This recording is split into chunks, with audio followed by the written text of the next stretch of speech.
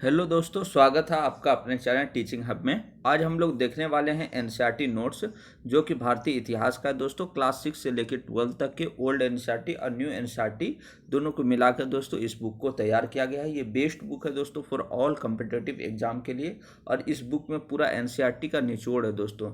चलिए दोस्तों, आज का क्लास स्टार्ट करते हैं। आज का क्लास है दोस्तों भक्ति एवं सूफी आंदोलन। स्रोत के रूप में देखते हैं दोस्तों किस किस स्रोत से लेकर इस चैप्टर को बनाया गया है। तो न्यू एनसीईआरटी क्लास 7 चैप्टर 6 नगर व्यापारी तथा शिल्पी जन, चैप्टर 8 ईश्वर से अनुराग, और ओल्ड एनसीईआरटी क्लास 7 चैप्टर 5 जनता का जीवन, और चैप्टर 8 वैभव विलास का युग। ओल्ड एनसीईआरटी क्लास 8 चैप्टर 8 धार्मिक तथा सामाजिक सुधार आंदोलन और संस्कृति जागृति। Old NCERT class 11 chapter 11 Bharat में संस्कृति विकास, जो कि 13वीं से 15वीं सदी तक हुआ दोस्तों। और न्यू एनसीईआरटी क्लास 12 चैप्टर 6 भाग दूसरा, जो भक्ति एवं सूफी परंपराओं से संबंधित है। इन तमाम स्रोत से लेकर दोस्तों इस अध्याय को बनाया गया है, जो मोस्ट इम्पॉर्टेंट है दोस्तों फॉर ऑल कम्पिटिटिव एग्जाम के लिए। चलिए दोस्तों, आज का क्लास स्टार्ट करते हैं। भक्ति आंदोलन।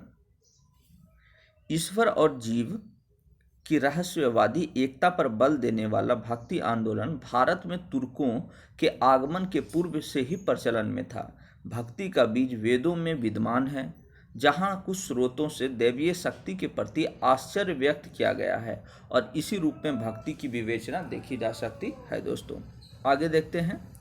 ईस्वी सन की प्रारंभिक सदियों के दौरान महायान बौद्ध मत में बुद्ध की पूजा अवलोकित या कृपालु के रूप में की जाने लगी। गुप्त काल में रामायण और महाभारत जैसे बहुत से धर्म ग्रंथों का पुनर्लेखन किया गया, और कर्म के साथ भक्ति को भी मोक्ष के मान्य मार्ग के रूप में स्वीकार किया गया। तो मोस्ट इम्पोर्टेंट है दोस्तों, कर्म और भक्ति इन दोनों को जो है मोक्ष के मान्य मार्ग के रूप में जो है माना जाता है। किसको? कर्म तथा भक्ति को। भारत में भक्ति आंदोलन का विकास 7वीं और 12वीं सदियों के मध्य दक्षिण भारत में हुआ। तो मोस्ट इम्पोर्टेंट है दोस्तों, भारत में भक्ति आंदोलन का विकास किस क्षेत्र में हुआ? तो दक्षिण भारत के क्षेत्र में हुआ। शैव नयनारों तथा वैष्णव अलवारों ने मोक्ष के मार्ग के रूप में ईश्वर के प्रति व्यक्तिगत भक्ति का उपदेश दिया। भक्ति आंदोलन के दो पक्ष रहे हैं। प्रथम प्रपत्ति या समर्पण मार्ग, तथा दूसरा था दोस्तों प्रेम मार्ग।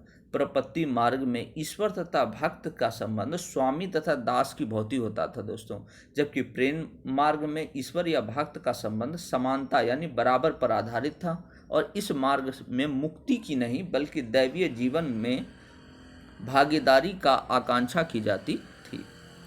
श्रीमद् भगवत गीता में यह विचार किया गया है कि यदि मनुष्य भक्ति भाव से परमेश्वर की शरण में जाए तो परमेश्वर व्यक्ति को इस बंधन से मुक्त कर सकता है। यह विचार ईस्वी सन की प्रारंभिक शताब्दियों में काफ़ी लोकप्रिय हो गया था दोस्तों। आगे देखते हैं। विशद धार्मिक अनुष्ठानों के माध्यम से शिव, विष्णु तथा दुर्गा को परम देवी देवताओं के रूप में पूजा जाने लगा। साथ ही साथ भिन्न भिन्न क्षेत्रों में पूजे जाने वाली देवी देवियों को शिव, विष्णु या दुर्गा के रूप में माना जाने लगा। भक्ति आंदोलन के अंतर्गत प्रेम आधारित भक्ति में शिव एवं विष्णु की प्रेम पूर्ण भक्ति दक्षिण में 6ठी से 10वीं शताब्दी तक प्रभावपूर्ण रहने वाली भक्ति आंदोलन का आधार बनी दोस्तों। अब देखते हैं दोस्तों कि भक्ति का उद्भव एवं विकास किस रूप में हुआ। तो भक्ति आंदोलन का प्रारंभ तमिल क्षेत्र में पल्लव राजवंश के समय हुआ। मोस्ट इम्पोर्टेंट दोस्तों, पूछा जाता है कि भक्ति आंदोलन का प्रारंभ कब हुआ? तो तमिल क्षेत्र में जो पल्लव राजवंश थे उन्हीं के समय जो है भक्ति आंदोलन का प्रारंभ हुआ, और इसका प्रसार दक्षिण के विभिन्न भागों में हुआ। प्रारंभिक भक्ति आंदोलन लगभग जो कि 6ठी शताब्दी में हुआ था दोस्तों, अलवारों तथा नयनारों के नेतृत्व में हुआ था।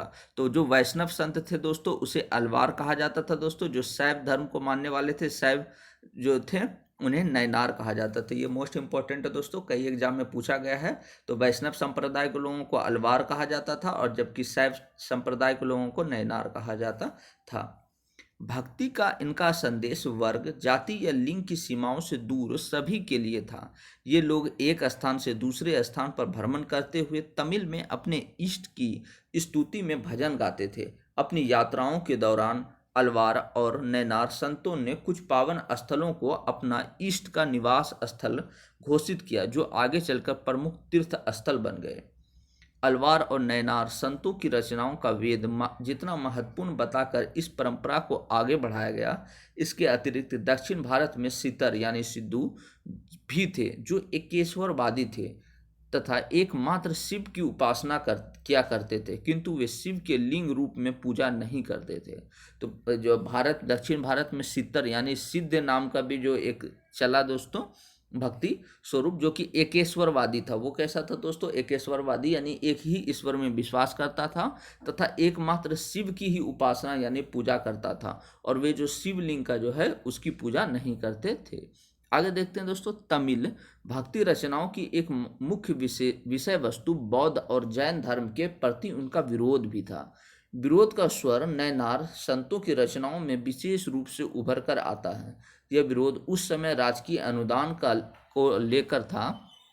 शक्तिशाली चोल, जो कि 9वीं से 13वीं शताब्दी तक रहा दोस्तों, सम्राटों ने ब्राह्मणीय और भक्ति परंपरा को समर्थन दिया तथा विष्णु और शिव के मंदिरों के निर्माण के लिए भूमि अनुदान दिया। तो जो चोल राजा था दोस्तों, मुख्य रूप से उसने क्या किया? ब्राह्मण और भक्ति परंपरा को समर्थन भी दिया दोस्तों, और विष्णु और शिव के कई मंदिरों का निर्माण के लिए जो है भूमि अनुदान भी दिया। पश्चिम भारत में महाराष्ट्र में सर्वप्रथम भक्ति आंदोलन का उदय हुआ। मोस्ट इंपोर्टेंट है दोस्तों, पूछा जाएगा भारत में सबसे पहले भक्ति आंदोलन का प्रारंभ कहाँ हुआ, तो दक्षिण भारत में। जबकि पश्चिम भारत में अगर पूछा जाए कि कहाँ जो है भक्ति आंदोलन का उदय हुआ, तो महाराष्ट्र में हुआ दोस्तों। कहाँ हुआ? महाराष्ट्र में सर्वप्रथम भक्ति आंदोलन का उदय हुआ। भारत में भक्ति आंदोलन के दो रूप थे।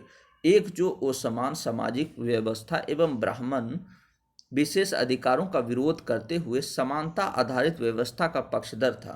दूसरा जिसमें मूर्ति पूजा, कर्मकांड, अवतारवाद आदि का विरोध एवं एकेश्वरवाद पर बल था। यानी दो रूप में जो है भक्ति का स्वरूप दिख रहा था दोस्तों। प्रथम 17 शताब्दी ईस्वी के उत्तरार्ध में विभिन्न राज्यों का उद्भव और विकास हुआ, जिसमें पल्लव और पांड्य राज्य, जो कि 6वीं से 9वीं शताब्दी ईस्वी में शामिल थे।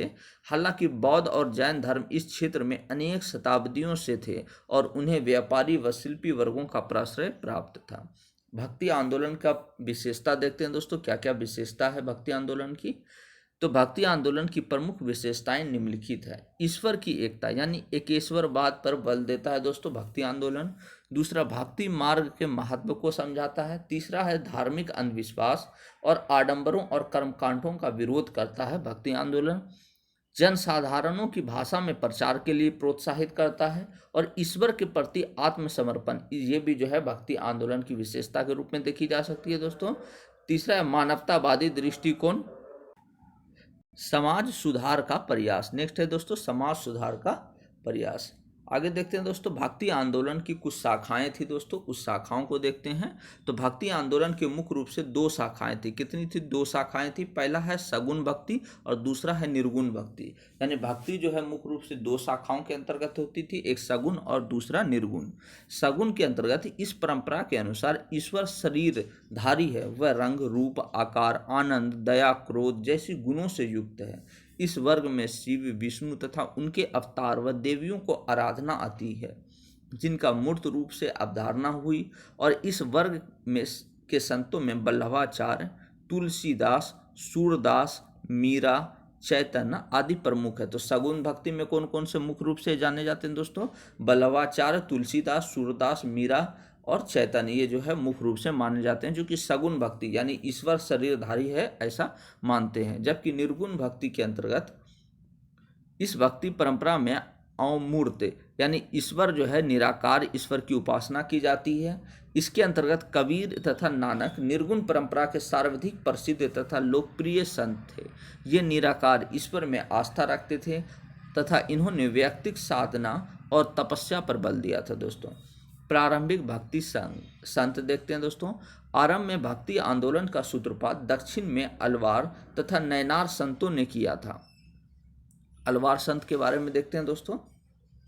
अलवार संतों की संख्या 12 थी। अलवार संतों की संख्या कितनी थी दोस्तों? 12, जो विष्णु के उपासक थे। यानी अलवार संत किसको मानते थे? तो विष्णु को मानते थे। ये संत भिन्न भिन्न प्रकार की पृष्ठभूमि से आए थे।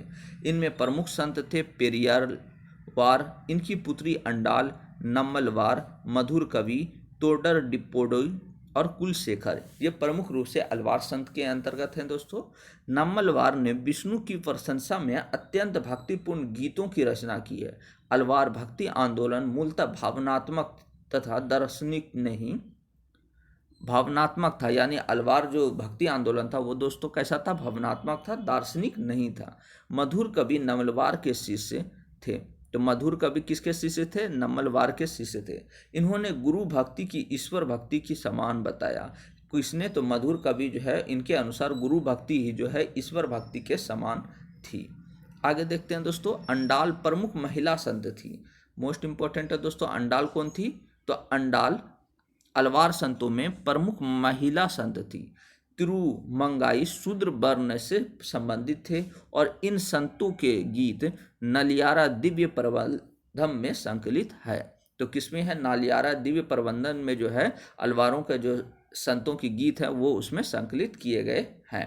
और मुख्य रूप से ये मोस्ट इंपॉर्टेंट है दोस्तों, अंडाल कौन थी? तो अंडाल अलवारों की जो है प्रमुख महिला संत थी। नेक्स्ट देखते हैं दोस्तों, नैनार संत। ये संत शिव के उपासक थे। अलवार विष्णु को मानते थे दोस्तों, जबकि नैनार शिव के उपासक थे और इनकी संख्या 63 थी। अलवारों की संख्या 12, जबकि नैनारों की संख्या कितनी थी? 63 थी। इन्होंने शिव भक्ति के गीतों की रचना की जो तेवरम नाम से संकलित है। भक्ति गीतों का तिरुपाडुयम या तिरुमुडय कहा जाता है। इन गीतों को नंबी अंडार नंबी ने व्यवस्थित रूप दिया था दोस्तों। नैनार संतों ने सर्वाधिक प्रसिद्ध थे अप्पार, समंदर, सुंदरार, मणिकवासगर और सुंदर मूर्ति आदि। सुंदर मूर्ति ने 1 सहस्त्र भक्ति गीतों की रचना की। इस कारण इन्हें तंबिरान यानी तोलन ईश्वर मित्र की उपाधि दी गई। मणिक वासगर के गीतों का संकलन तिरुवाचक ग्रंथ में संकलित है। मोस्ट इंपोर्टेंट दोस्तों, पूछा जाता है तंबिरान तोलन यानी ईश्वर मित्र किसे कहा गया है? तो ईश्वर मित्र किसे कहा गया दोस्तों? सुंदर मूर्ति को ईश्वर मित्र कहा गया है। प्रमुख दार्शनिक संत को देखते हैं दोस्तों। भक्ति आंदोलन के प्रसार में प्रमुख दार्शनिक संतों का योगदान महत्वपूर्ण था। प्रमुख दार्शनिक संतों का विवरण निम्न है।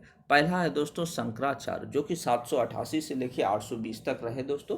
भारत के सर्वाधिक प्रभावशाली दार्शनिकों में से एक शंकर का जन्म 8वीं शताब्दी में केरल प्रदेश में हुआ था। तो शंकराचार्य जी का जन्म कहाँ हुआ था दोस्तों? तो केरल प्रदेश में हुआ था 8वीं शताब्दी में। ये वो द्वैतवाद के समर्थक थे, जिसके अनुसार जीवात्मा और परमात्मा जो परम सत्य है दोनों एक ही है। इन्होंने यह शिक्षा दी कि ब्रह्मा जो एकमात्र परम सत्य है वह निर्गुण और निराकार है। यानी इनके अनुसार जो ब्रह्मा है यानी जो भगवान है वो कैसा है दोस्तों? परम सत्य है और वो निर्गुण और निराकार है, यानी उसका कोई आकार नहीं है।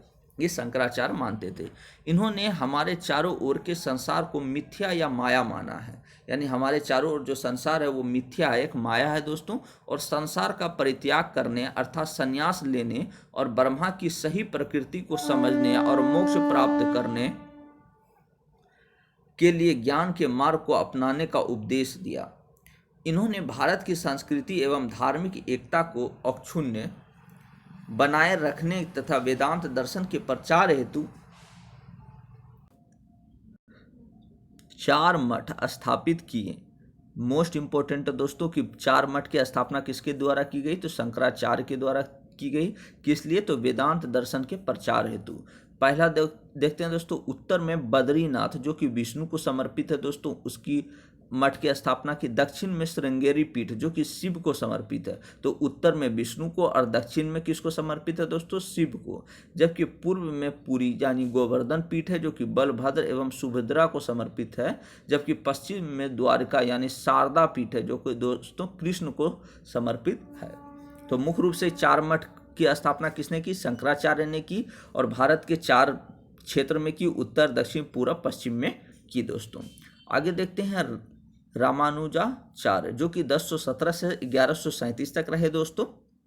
रामानुजाचार्य को 11वीं शताब्दी में तमिलनाडु में जन्म हुआ था। ये विष्णु भक्त अलवार संतों से बहुत प्रभावित थे। इनके अनुसार मोक्ष प्राप्त करने का उपाय विष्णु के प्रति अनन्य भक्ति भाव रखना था, यानी ये विष्णु के उपासक थे दोस्तों।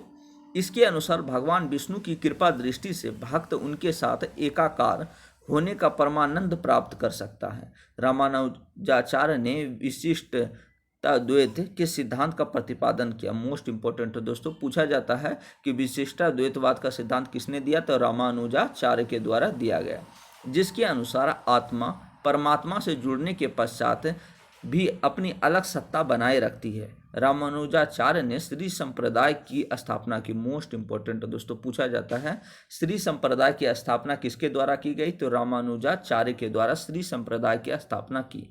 इन्होंने वेदांत सार, ब्रह्मा सूत्र भाष्य यानी श्री भाष्य व न्यायकुलिस की रचना की थी दोस्तों। रामानुज द्वारा प्रतिपादित भक्ति की धारा का विकास परवर्ती काल में उत्तर भारत में हुआ दोस्तों। आगे देखते हैं अन्य दार्शनिक संत जो हैं, उसमें मुख्य इंपॉर्टेंट है दोस्तों निम्बार्काचार्य जो कि द्वैतवाद से संबंधित थे दोस्तों। माधवाचार्य जो कि द्वैतवाद से संबंधित थे। निम्बकाचार्य के बारे में देखते हैं दोस्तों, इन्होंने सनक संप्रदाय की स्थापना की। तो सनक संप्रदाय की स्थापना किसके द्वारा की गई दोस्तों, तो निम्बकाचार्य के द्वारा जो है सनक संप्रदाय की स्थापना की गई। इन्होंने कृष्ण भक्ति को मुक्ति का मार्ग बताया। इनके द्वारा रामानुजाचार्य जो है उसने विष्णु भक्ति को जो है मुक्ति का मार्ग बताया, जबकि इसने क्या कहा, निम्बकाचार्य के अनुसार कृष्ण भक्ति ही मुक्ति का मार्ग है। इन्होंने वेदांत परिजात सौरभ इन्होंने वेदांत परिजात सौरभ तथा 10 श्लोकी की रचना की है। नेक्स्ट देखते हैं दोस्तों माधवाचार्य जो कि द्वैतवाद से संबंधित थे। इन्होंने ब्रह्मा संप्रदाय की स्थापना की और इन्हें वायु का अवतार माना जाता है। किसे दोस्तों वायु का अवतार माना जाता है, माधवाचार्य को वायु का अवतार माना जाता है और इनके द्वारा ब्रह्मा संप्रदाय की स्थापना की गई थी। इन्होंने कन्नड़ भाषा में उपदेश दिए जो सूत्र भाष्य में संकलित है। बल्लभाचार्य देखते हैं दोस्तों, इन्होंने शुद्धाद्वैतवाद का वचन दिया दोस्तों। ये कृष्ण भक्ति संत थे और इन्होंने पुष्टि मार्ग का प्रवर्तन किया दोस्तों। इन्होंने विजयनगर साम्राज्य में वैष्णव संप्रदाय की स्थापना की, जिससे इन्हें जगत गुरु महाप्रभु श्री महाचार्य की उपाधि मिली दोस्तों।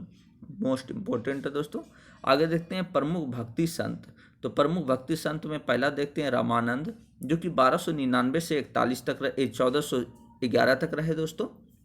रामानंद का जन्म प्रयागराज में हुआ था और ये रामानुजाचार्य के अनुयायी थे। इन्होंने विष्णु के अवतार राम की उपासना का प्रवर्तन किया। ये श्री संप्रदाय, वैरागी संप्रदाय तथा रामावत यानी रामानंदी संप्रदाय से संबद्ध थे। इन्होंने अपना भक्ति उपदेश चारों वर्णों के लोगों को दिया और सभी जातियों के लोगों को, जिनमें निम्न जातियों के लोग भी शामिल थे, इनको अपना शिष्य बनाया। इनके शिष्य में रविदास, कबीर, सेन और धन्ना प्रमुख थे। मोस्ट इंपॉर्टेंट है दोस्तों, पूछा जाता है कि कबीर, रविदास, सेन और धन्ना किसके शिष्य थे, तो रामानंद के शिष्य थे। मोस्ट इंपॉर्टेंट है दोस्तों, रामानंद के कितने शिष्य थे, 4, रविदास, कबीर, सेन और धन्ना। रामानंद प्रथम संत थे जिन्होंने हिंदी भाषा में अपना उपदेश दिया। मोस्ट इंपॉर्टेंट है दोस्तों, पूछा जाता है कि हिंदी भाषा में उपदेश देने वाले प्रथम संत कौन थे, तो रामानंद थे। इन्होंने उत्तर एवं दक्षिण के बीच सेतु का कार्य किया। मोस्ट इंपॉर्टेंट है दोस्तों, ये भी पूछा जाता है कौन से संत हैं जो उत्तर एवं दक्षिण के बीच सेतु का कार्य किए हैं, तो वो रामानंद हैं। भक्ति का दक्षिण से उत्तर की ओर स्थापना भी जो है रामानंद के द्वारा ही किया गया दोस्तों। मोस्ट इंपॉर्टेंट लाइन है दोस्तों, याद रखना है। नेक्स्ट है दोस्तों नरसिंह मेहता जो कि 1414 से लेकर 1481 तक रहे दोस्तों। ये गुजरात के प्रसिद्ध संत थे। ये दादू दयाल के शिष्य थे। नरसिंह मेहता किसके शिष्य थे दोस्तों, दादू दयाल के। गांधी जी के प्रिय भजन वैष्णव जन तेने कहिए के रचनाकार नरसिंह मेहता ही थे। मोस्ट इंपॉर्टेंट है दोस्तों, पूछा जाता है कि गांधी जी का प्रिय भजन कौन सा था, तो वैष्णव जन तेने कहिए, ये जो है गांधी जी का प्रिय भजन था और इसके रचनाकार कौन थे दोस्तों, नरसिंह मेहता थे। कौन थे, नरसिंह मेहता। और ये नरसिंह मेहता कौन थे दोस्तों, तो दादू दयाल के शिष्य थे। गुजराती साहित्य के विकास में नरसिंह मेहता का महत्वपूर्ण योगदान है दोस्तों। नेक्स्ट देखते हैं दोस्तों कबीर जो कि 1440 से 1510 तक रहे दोस्तों। कबीर का जन्म लहरतारा जो कि वाराणसी है दोस्तों में हुआ था और ये रामानंद के शिष्य थे। ये ईश्वर के निर्गुण स्वरूप के उपासक थे। इन्होंने यह उपदेश दिया कि भक्ति के माध्यम से ही मोक्ष अर्थात मुक्ति को प्राप्त हो सकती है। कबीर वेदांत दर्शन से प्रभावित थे और सत्य को अलख यानी ओदृश, निराकार, ब्रह्मा और आत्मन कहकर संबोधित करते थे। इन्होंने इस्लामी दर्शन के अंतर्गत सत्य को अल्लाह, खुदा, हजरत और पीर माना है। मोस्ट इंपॉर्टेंट है दोस्तों कि कबीर के अनुसार इस्लामी दर्शन के अंतर्गत सत्य को क्या माना है? अल्लाह, खुदा, हजरत और पीर माना है। इन्होंने मूर्ति पूजा, तीर्थाटन तथा औपचारिक कर्मकांडों का विरोध किया एवं हिंदू व मुसलमान दोनों धर्मों के रूढ़िवादी परंपराओं पर प्रश्न चिन्ह लगाए। ये एकेश्वरवादी थे, अतः मानव समानता पर बल देते थे। मोस्ट इंपोर्टेंट है दोस्तों, कबीरदास कैसे थे? तो कबीरदास एकेश्वरवादी थे। आगे देखते हैं। कबीर के उपदेशों की जानकारी उनकी साखियों, शबद और रामायणी के विशाल संग्रहों से मिलती है। इसके अतिरिक्त इनके कुछ भजन गुरु ग्रंथ साहिब, पंचवानी और बीजक में संकलित है। मोस्ट इंपॉर्टेंट है दोस्तों कि जो कबीर दास के जो भजन हैं वो गुरु ग्रंथ जो साहिब है उसमें भी दिया हुआ है दोस्तों, पंचवानी में भी दिया गया है और बीजक में भी संग्रहित किया गया है। इनके प्रमुख शिष्य में दादू एवं मलूक दास को माना जाता है। इनके अनुयायी कबीर पंथी कह रहे हैं। मोस्ट इंपॉर्टेंट है दोस्तों कि कबीर के जो शिष्य थे वो कौन कौन थे? मुख्य रूप से दादू तथा मलूक दास। कबीर की रचनाएं अनेक भाषाएं और बोलियों में मिलती है। इनमें से कुछ निर्गुण कवियों की विशेष बोली संत भाषा में है और इनकी कुछ रचनाएं जिन्हें उलट बांसी यानी उल्टी कहीं उक्तियां के नाम से जाना जाता है। उलट बांसी इस प्रकार से लिखी गई है कि इनके रोजमर्रा के अर्थ को उलट दिया जाए। जैसे कबीर दास की उल्टी वाणी, बरसे कंबल भोजे पानी, भीजे पानी। इनकी कविताएं जिक्र और इश्क के सूफी सिद्धांतों का उपयोग नाम सुमिरन की हिंदू परंपरा की अभिव्यक्ति करने के लिए क्या करते हैं दोस्तों। कबीर ने जाति प्रथा के रूप में अस्पृश्यता की तीव्र आलोचना की है। मनुष्य की मूलभूत एकता पर बल देते हैं और इन्होंने मानव जाति के मध्य धर्म या जाति, नस्ल या परिवार तथा संपत्ति के आधार पर किए जाने वाले हर भेदभाव का प्रबल विरोध किया है दोस्तों। नेक्स्ट संत देखते हैं दोस्तों, शंकर देव जो कि 1449 से लेकर 1568 तक रहे दोस्तों। 15वीं शताब्दी के उत्तरार्ध में असम में शंकर देव वैष्णव धर्म के मुख्य प्रचारक के रूप में उभरे। असम के सबसे बड़े संत थे और इन्होंने कृष्ण तथा विष्णु पूजा पर विशेष बल दिया। तो शंकर देव किस क्षेत्र के सबसे बड़े संत थे दोस्तों? तो असम क्षेत्र के थे। इनके उपदेशों को भगवती धर्म कहकर संबोधित किया। तो शंकर देव के द्वारा जो है भगवती धर्म के रूप में जो है धर्म चलाया गया दोस्तों, क्योंकि ये भगवत गीता और भगवत पुराण पर आधारित थे। ये उपदेश सर्वोच्च देवता विष्णु के प्रति पूर्ण समर्पण भाव पर केंद्रित थे। शंकर देव ने भक्ति के लिए नाम कीर्तन और श्रद्धावान भक्तों के सत्संग में ईश्वर के नाम उच्चारण पर बल दिया। इन्होंने आध्यात्मिक ज्ञान के प्रचार के लिए सत्र या मठ तथा नाम घर जैसे प्रार्थना गृह की स्थापना को बढ़ावा दिया। इन्होंने एक शरण संप्रदाय की स्थापना की और शंकर देव की प्रमुख काव्य रचना कीर्तन घोष है। मोस्ट इंपोर्टेंट है दोस्तों, पूछा जाता है कीर्तन घोष जो है किसकी काव्य रचना है दोस्तों? तो शंकर देव की। आगे देखते हैं दोस्तों, गुरु नानक जो कि 1469 से लेकर 1539 तक रहे दोस्तों। गुरु नानक का जन्म 1469 ईस्वी में रावी तट पर तलवंडी जो कि अब नानकाना नामक गांव में एक खत्री परिवार में हुआ था। इनका विवाह अल्पयायु में ही सुलक्षणी नामक कन्या से हो गया था दोस्तों। गुरु नानक ने करतारपुर जो कि रावी नदी के तट पर डेरा बाबा नानक में एक केंद्र स्थापित करने से पहले अनेक यात्राएं की। गुरु नानक ने मूर्ति पूजा एवं धार्मिक आडंबरों का विरोध किया एवं निर्गुण निराकार ईश्वर की आराधना पर बल दिया। ऐसे ईश्वर को इन्होंने अकाल पुरुष कहा। इनका मानना है कि श्रद्धा एवं भक्ति द्वारा ईश्वर का नाम जप कर मोक्ष प्राप्त किया जा सकता है। ये कर्मवाद एवं पुनर्जन्म के सिद्धांत के समर्थक थे। आगे देखते हैं दोस्तों, सूरदास जो कि 1478 से 1583 तक रहे दोस्तों। इनका जन्म रुन कता नामक ग्राम में हुआ था। ये वल्लभाचार्य के शिष्य थे। सूरदास किसके शिष्य थे दोस्तों? तो वल्लभाचार्य के शिष्य थे। सूरदास भक्ति मार्ग के प्रमुख संत थे और ये वल्लभाचार्य के शिष्य थे। इनकी रचनाएं सूरसागर, सुरसार सुरसा रावली एवं साहित्य लहरी, मोस्ट इंपॉर्टेंट है दोस्तों, पूछा जाता है सूरसागर के रचनाकार कौन है, तो सूरदास हैं। सुरसा रावली के रचनाकार कौन है दोस्तों, वो भी सूरदास हैं। आगे देखते हैं दोस्तों, चैतन्य जो कि 1486 से 1583 तक रहे दोस्तों। चैतन्य को गौरंग महाप्रभु के नाम से भी जाना जाता है और इनके बचपन का नाम निमाई था। चैतन्य के बचपन का नाम क्या था दोस्तों, निमाई था, और इन्हें गौरंग महाप्रभु के नाम से भी जाना जाता है। इन्होंने संगीत गोष्ठी या ईश्वर नाम के कीर्तन को लोकप्रिय बनाया। चैतन्य ने कृष्ण भक्ति का प्रचार किया। ये जातीय भेदभाव तथा पशु बलि, मदिरापन आदि का विरोध करते थे दोस्तों। इनके अनुसार नृत्य, संगीत भक्ति के विशिष्ट पक्ष हैं। तो चैतन्य जो है नृत्य, संगीत और जो है इनको जो है भक्ति का विशिष्ट पक्ष मानते थे। आगे देखते हैं दोस्तों, इनका अधिकांश समय गया व पुरी में व्यतीत हुआ। यानी इनका जो अधिकांश समय है किस क्षेत्र में हुआ, तो गया व पुरी में व्यतीत हुआ। एवं इन्होंने वृंदावन में राधा कृष्ण की भक्ति के आध्यात्मिक रूप दिया तथा वृंदावन के तीर्थ स्थल के रूप में विकसित किया गया। आगे देखते हैं दोस्तों, मीराबाई 1498 से लेकर 1546। मीराबाई मेड़ता यानी मेवाड़ के राजा रतन सिंह राठौड़ की पुत्री तथा रांगना सांगा के पुत्र भोजराज की पत्नी थी। ये संभवतः भक्ति परंपरा की सबसे सुप्रसिद्ध कवियत्री थी और विष्णु के अवतार कृष्ण को अपना एकमात्र पति स्वीकार करती थी। मीराबाई की कृष्ण भक्ति गीत मुख्यतः ब्रज भाषा तथा आंशिक रूप से राजस्थानी भाषा में भी मिलती है दोस्तों, और इनकी कुछ रचनाएं गुजराती में भी मिलती है। यानी मीराबाई की जो रचना है मुख्य रूप से तो ब्रज भाषा में मिलती है दोस्तों, लेकिन इसके अलावा राजस्थानी भाषा और गुजराती भाषा में भी मिलती है। आगे देखते हैं दोस्तों, तुलसीदास। तुलसीदास का जन्म राजापुर बांदा उत्तर प्रदेश में हुआ था। मोस्ट इंपॉर्टेंट है दोस्तों, तुलसीदास का जन्म कहाँ हुआ था, तो राजापुर बांदा उत्तर प्रदेश में हुआ था। यह रामानंद के परंपरा के संत थे और इन्हें गुरु नरहरि दास थे। यानी इनके जो गुरु थे वो कौन थे, गुरु नरहरि दास, तुलसीदास के गुरु थे। इन्होंने राम को परम ब्रह्मा मानकर अवधी भाषा में रामचरितमानस की रचना की। तो मोस्ट इंपॉर्टेंट है दोस्तों, रामचरितमानस की रचना किसके द्वारा की गई, तो तुलसीदास के द्वारा। कौन सी भाषा में, तो अवधी भाषा में की गई।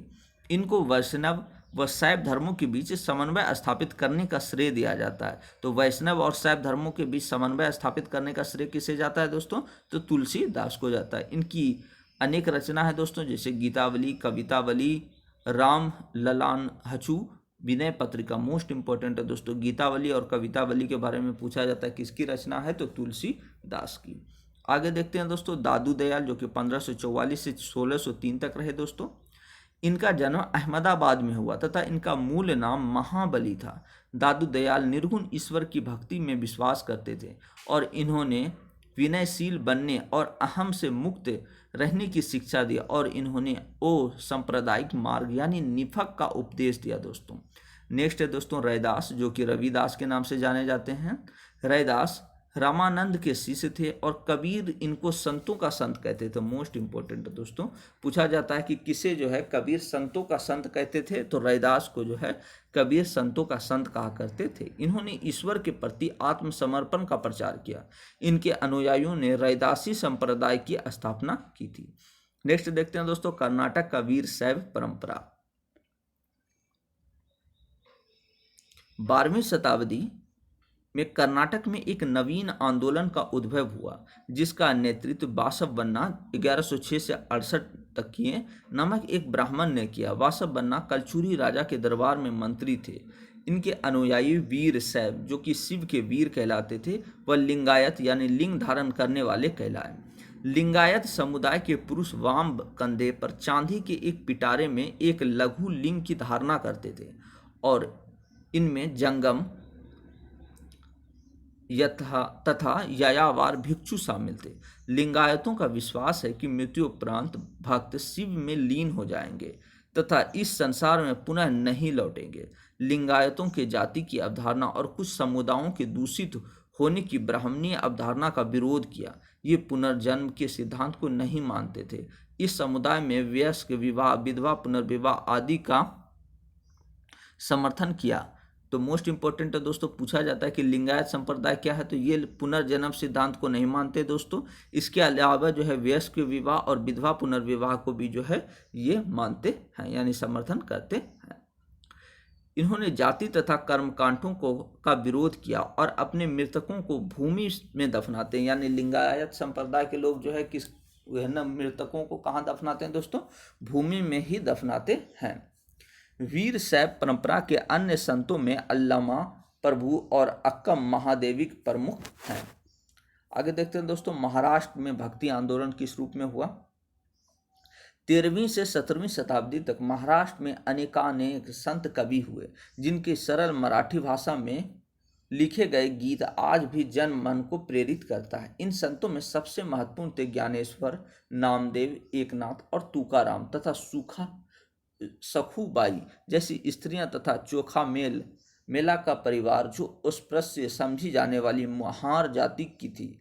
भक्ति का यह क्षेत्र परंपरा पंढरपुर में विट्ठल यानी विष्णु का एक रूप पर जनमन के हृदय में विराजमान व्यक्तिगत देव ईश्वर संबंधी विचारों पर केंद्रित थी। यानी महाराष्ट्र में भक्ति आंदोलन के प्रणेता के रूप में देखे तो कौन कौन थे दोस्तों महत्वपूर्ण संत, तो ज्ञानेश्वर, नामदेव, एकनाथ और तुकाराम, ये मोस्ट इंपॉर्टेंट दोस्तों ये लोग थे। जबकि स्त्री में सखुबाई जो है महत्वपूर्ण रूप से नाम जाना जाता है महाराष्ट्र में भक्ति आंदोलन के प्रचार प्रसार करने के लिए। और ये मुख्य रूप से जो है भक्ति को जन और मन के हृदय में विराजमान के रूप में देखते थे दोस्तों विष्णु को।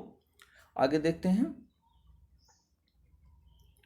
पंढरपुरा आंदोलन से संबंध दो मुख्य संप्रदाय थे। वरकरी संप्रदाय जो कि रहस्यवादी से संबंध था तथा इनसे जुड़े प्रमुख संत थे नामदेव, तुकाराम, ज्ञानेश्वर, एकानाथ, सखुबाई तथा चोखा मेला। यानी पंढरपुर जो आंदोलन चला दोस्तों उसमें प्रमुख संत कौन कौन थे, तो नामदेव, तुकाराम, ज्ञानेश्वर, एकनाथ, सखुबाई और चोखा मेला थे। धरकरी संप्रदाय राम भक्ति से संबंध था। इनके अनुयायी स्वयं को रामदासी कहते थे और इनके प्रमुख दास रामदास थे। यानी प्रमुख संत कौन थे, रामदास थे। धरकरी संप्रदाय दोस्तों, इन संत कवियों ने सभी प्रकार के कर्मकांडों, पवित्रता के आडंबरों और जन्म पर आधारित सामाजिक अंतरों का विरोध किया। इन्होंने इस बात पर बल दिया कि सच्ची भक्ति दूसरों के दुखों को बांट लेना और इससे एक नए मानवतावादी विचार का उद्भव हुआ। मोस्ट इंपॉर्टेंट है दोस्तों कि यानी दुखों दूसरे का जो है सच्ची भक्ति इसी में है दोस्तों कि दूसरे के दुखों को बांट लेना ही सच्ची भक्ति है। और इसे ही इस कारण जो है नए मानवतावादी विचार का क्या हुआ, उद्भव हुआ दोस्तों। आगे देखते हैं नाथपंथी सिद्ध और योगी परंपरा, इसके बारे में देखते हैं दोस्तों। तो इस काल में अनेक ऐसे धार्मिक समूहों का उद्भव हुआ जिन्होंने साधारण तर्क वितर्क का सहारा लेकर रूढ़िवादी धर्म के कर्मकांडों और अन्य बनावटी पहलुओं तथा समाज व्यवस्था की आलोचना की। इनमें नाथपंथी और सिद्धाचार और योगी जन उल्लेखनीय थे। इन्होंने संसार का परित्याग करने का समर्थन किया। उनके विचार से निराकार परम सत्य का चिंतन मनन और उसके साथ एक हो जाने की अनुभूति ही मोक्ष का मार्ग है। और इसके लिए योगासन, प्राणायाम और चिंतन मनन जैसे कठोर प्रशिक्षण पर बल दिया गया। आगे देखते हैं दोस्तों, इस समूह के लोग विशेष रूप से नीची जातियों में बहुत लोकप्रिय थे। इन्होंने रूढ़िवादी धर्म की आलोचना की और भक्ति मार्गीय धर्म को आश्रय दिया दोस्तों। अब आगे देखते हैं दोस्तों, मोस्ट इंपोर्टेंट सूफी आंदोलन। सूफी आंदोलन देखते हैं दोस्तों। सूफी मुसलमान रहस्यवादी थे। वे धर्म के बाहरी आडंबरों को अस्वीकार करते हुए ईश्वर के प्रति प्रेम और भक्ति तथा सभी मनुष्य के प्रति दया भाव रखने का पर बल देते थे। इस्लाम में एकेश्वरवाद अर्थात एक अल्लाह के प्रति पूर्ण समर्पण की दृढ़ता से प्रचार किया गया। 8वीं और 9वीं शताब्दी को धार्मिक विद्वानों ने पवित्र कानून यानी शरिया और इस्लामिक धर्मशास्त्र के विभिन्न पहलुओं को विकसित किया दोस्तों। तो शरिया क्या है दोस्तों, मोस्ट इंपोर्टेंट पूछा जाता है। शरिया क्या है, तो मुसलमानों द्वारा जो पवित्र कानून बनाया गया उसे ही शरिया कहते हैं। मध्य एशिया के महान सूफी संतों में गज्जाली, रूमी और सादी के नाम उल्लेखनीय हैं। तो मध्य एशिया के प्रमुख संत कौन कौन थे दोस्तों, सूफी संत, तो गज्जाली, रूमी और सादी।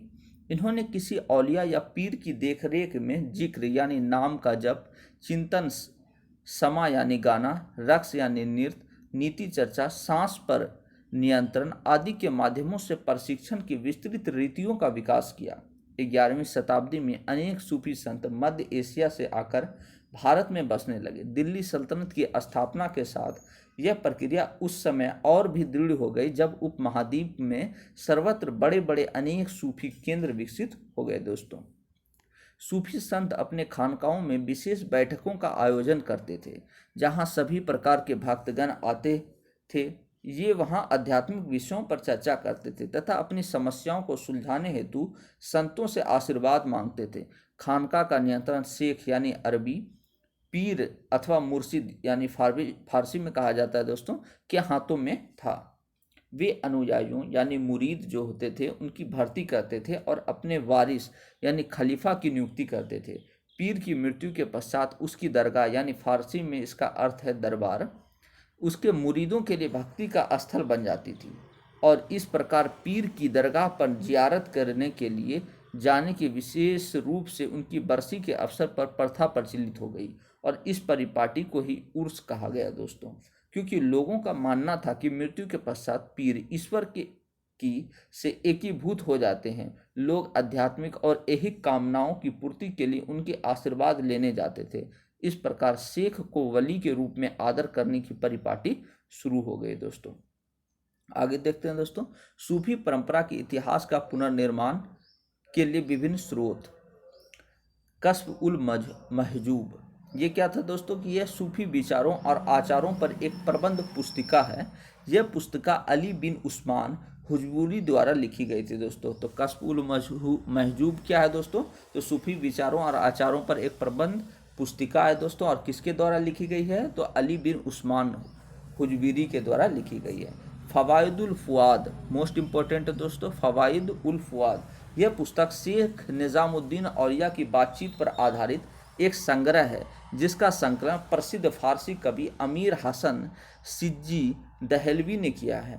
मुलफुजात सूफी संतों की बातचीत पर एक आरंभिक ग्रंथ है और इसका संकलन विभिन्न सूफी सिलसिलों के शेखों की अनुमति से हुआ और इसका उद्देश्य मुख्यतः उपदेशात्मक था दोस्तों। आगे देखते हैं मकतूबात। मकतूबात क्या था दोस्तों? तो लिखे हुए पत्रों का संकलन। ये वे पत्र थे जो सूफी संतों द्वारा अपनी अनुयायियों और सहयोगियों को लिखे गए थे। तो मकतूबात में क्या था दोस्तों कि पत्रों का संकलन था और जो कि सूफी संत जो है अपने द्वारा अनुयायियों और सहयोगियों को लिखते थे।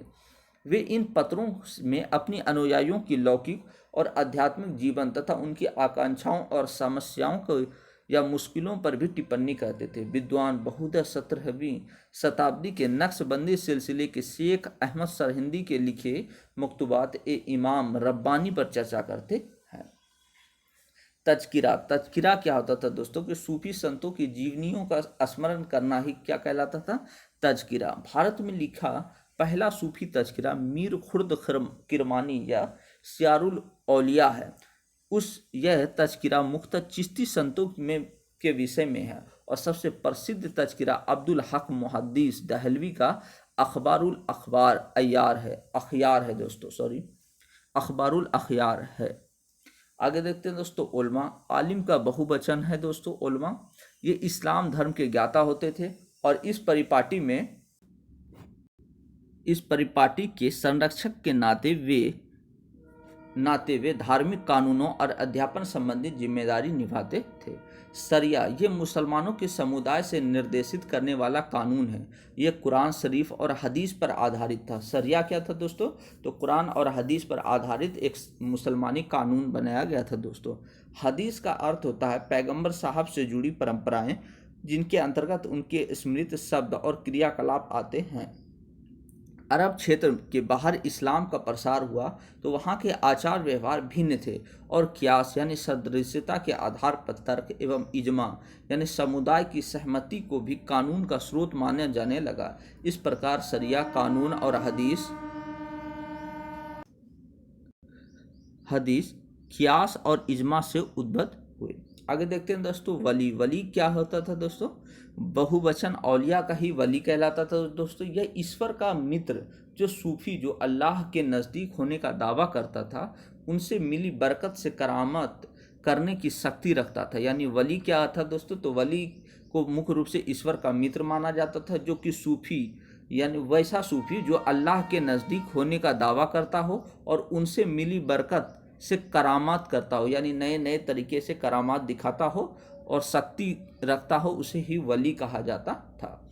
सूफीवाद और तसव्वुफ। सूफीवाद 19वीं शताब्दी में मुद्रित एक अंग्रेजी शब्द है। इस सूफीवाद के लिए इस्लामी ग्रंथों में जिस शब्द का उपयोग होता है वह है तसव्वुफ। कुछ विद्वानों के अनुसार यह शब्द सूफ से निकला है, जिसका अर्थ ऊन है। अन्य विद्वान इस शब्द की व्युत्पत्ति सफास को मानते हैं, जिसका अर्थ है साफ होना।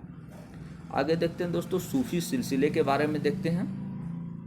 12वीं शताब्दी के आसपास इस्लामी दुनिया में सूफी सिलसिलों का गठन होने लगा। सिलसिले का शाब्दिक अर्थ जंजीर, जो शेख और मुरीद के मध्य एक निरंतर रिश्ते का द्योतक है, जिसकी पहली अटूट कड़ी पैगंबर मोहम्मद से जुड़ी होती थी और इस कड़ी के द्वारा आध्यात्मिक शक्ति और आशीर्वाद मुरीदों तक पहुंचता था। अबुल फजल ने आयने अकबरी में 14 सिलसिलों की चर्चा की। मोस्ट इंपॉर्टेंट है दोस्तों, पूछा जाता है कि अबुल फजल के आयने अकबरी में कितने सिलसिलों की चर्चा की गई है, तो 14 सिलसिलों की चर्चा की गई है। इनमें से 5 अधिक लोकप्रिय थे: चिश्ती, सोहरावर्दी, कादरी, सत्तारी और नक्शबंदी। अधिकतर सूफी सिलसिले उन्हें स्थापित करने वालों के नाम पर पड़े। जैसे कादरी सिलसिला शेख अब्दुल कादिर जिलानी के नाम पर पड़ा। कुछ अन्य सिलसिले का नामकरण उनके जन्म स्थान पर हुआ। जैसे चिश्ती नाम मध्य अफगानिस्तान के चिश्ती शहर से लिया गया था दोस्तों। आगे देखते हैं चिश्ती सिलसिला। चिश्ती सूफी सिलसिला की स्थापना ख्वाजा अब्दुल चिश्ती ने हेरात में की थी। भारत में इस सिलसिले की स्थापना का श्रेय ख्वाजा मोइनुद्दीन चिश्ती को जाता है, जिन्होंने अपना केंद्र अजमेर को बनाया था दोस्तों। चिश्ती सूफी अपनी सादगी, उदारता तथा निस्वार्थ भाव से जन सेवा करने के लिए जाने जाते थे। ये सरकारी धन, सेवा आदि से दूर रहकर गरीबों एवं अभावपूर्ण जीवन जीने पर बल देते थे दोस्तों। शेख मोइनुद्दीन चिश्ती, जो कि 1143 से लेकर 1236 तक रहे दोस्तों, मोहम्मद गौरी के साथ भारत आए थे। मोहम्मद तुगलक अजमेर स्थित ख्वाजा मोइनुद्दीन चिश्ती का मजार पर जाने वाला पहला सुल्तान था। मोस्ट इंपॉर्टेंट है दोस्तों, पूछा जाता है पहला सुल्तान कौन है जो है ना ख्वाजा मोइनुद्दीन चिश्ती के मजार पर गया था। तो मोहम्मद तुगलक जो है वो ख्वाजा मोइनुद्दीन चिश्ती के मजार पर जाने वाला पहला सुल्तान था। ख्वाजा मोइनुद्दीन चिश्ती को गरीब नवाज भी कहा जाता है। आगे देखते हैं दोस्तों, प्रमुख चिश्ती संत। तो कुतुबुद्दीन बख्तियार काकी 1173 से 1235। इल्तुतमिश ने इनको शेखुल इस्लाम की उपाधि दी थी और इनकी दरगाह दिल्ली में स्थित है। नेक्स्ट है दोस्तों शेख फरीदुद्दीन गंज शक्र 1175 से लेके 1265। इन्हें बाबा फरीद के नाम से भी जाना है। ये कुतुबुद्दीन बख्तियार काकी के शिष्य थे तथा इनके पद गुरु ग्रंथ साहिब में सम्मिलित है और इनका कार्य क्षेत्र हांसी और अजोधन था और इनकी दरगाह अजोधन पाकिस्तान में स्थित है। तो शेख फरीदुद्दीन गंज शक्र किसके शिष्य थे दोस्तों? तो ये जो शिष्य थे वो बख्तियार काकी के शिष्य थे दोस्तों। और इनका मज़ार कहाँ है दोस्तों? तो अजोधन पाकिस्तान में है। नेक्स्ट है दोस्तों शेख निज़ामुद्दीन औलिया 1238 से 1325 तक रहे दोस्तों। ये बाबा फरीद के शिष्य थे। ये किनके शिष्य थे? बाबा फरीद के शिष्य थे तथा दिल्ली के सर्वाधिक लोकप्रिय चिश्ती संत थे। इन्होंने दिल्ली के 7 सुल्तानों का शासनकाल देखा था। कौन दोस्तों? तो शेख निज़ामुद्दीन औलिया। आगे देखते हैं दोस्तों शेख नसरुद्दीन चिराग दहलवी। ये शेख निज़ामुद्दीन औलिया के शिष्य थे तथा दिल्ली के अंतिम महत्वपूर्ण चिश्ती संत थे। इन्हें चिराग दहलवी भी कहा जाता है। इनकी दरगाह दिल्ली में स्थित है। नेक्स्ट देखते हैं तो दोस्तों ख्वाजा सैयद मोहम्मद गैसू दराज। इन्होंने गुलबर्गा को अपना केंद्र बनाकर चिश्ती सिलसिले का प्रचार किया। सिराजुद्दीन अली सिराज बंगाल में चिश्ती सिलसिले का प्रचलन या शुरुआत किए थे दोस्तों। आगे देखते हैं शेख सलीम चिश्ती दोस्तों। इनका निवास फतेहपुर सिकरी था और ये अकबर के समकालीन थे।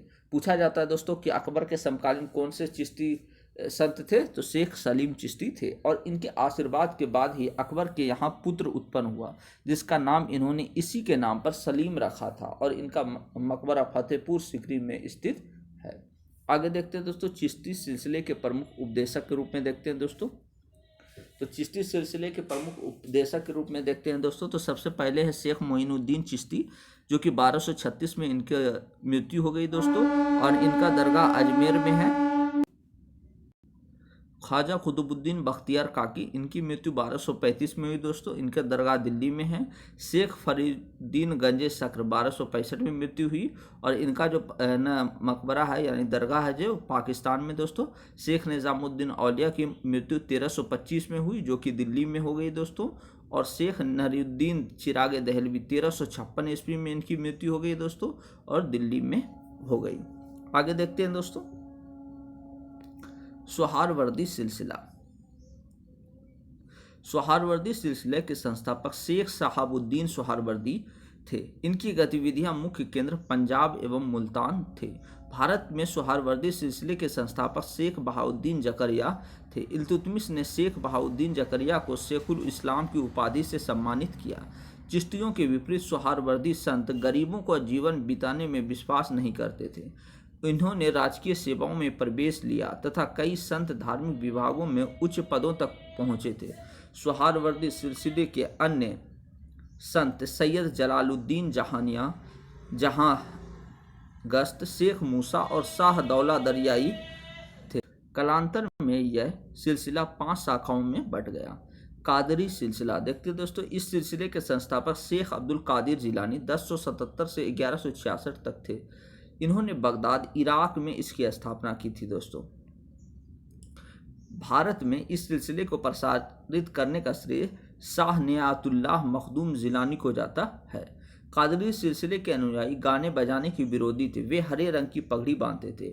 दारा सिको इस सिलसिले को मानता था। भारत में यह सिलसिला आगरा एवं उच्च तक विस्तारित था। आगे देखते हैं दोस्तों, नक्शबंदी सिलसिला। पूछा जाता है दोस्तों कि दारा सिको किस सिलसिले से संबंधित था, तो कादरी सिलसिले से संबंधित था। नक्शबंदी सिलसिला। नक्शबंदी एक सूफी सिलसिला था जिसकी स्थापना ख्वाजा अब्दुल्लाह ने की थी। भारत में इसका प्रचार प्रसार सर्वप्रथम बकी बिल्ला 1563 से 1603 में किया था दोस्तों। भारत में इस सिलसिले का सर्वाधिक प्रसिद्ध संत शेख अहमद सरहिंदी थे। शेख अहमद सरहिंदी बकी बिल्लाह के शिष्य थे। मोस्ट इंपॉर्टेंट है दोस्तों, पूछा जाता है कि शेख अहमद सरहिंदी कौन से सिलसिले से संबंधित थे, तो नक्शबंदी सिलसिले से संबंधित थे। आगे देखते हैं दोस्तों, फिरदौसी सिलसिला। यह सोहरावर्दी सिलसिले की एक शाखा थी जिसका कार्यक्षेत्र बिहार था। इसके संस्थापक बहरुद्दीन थे।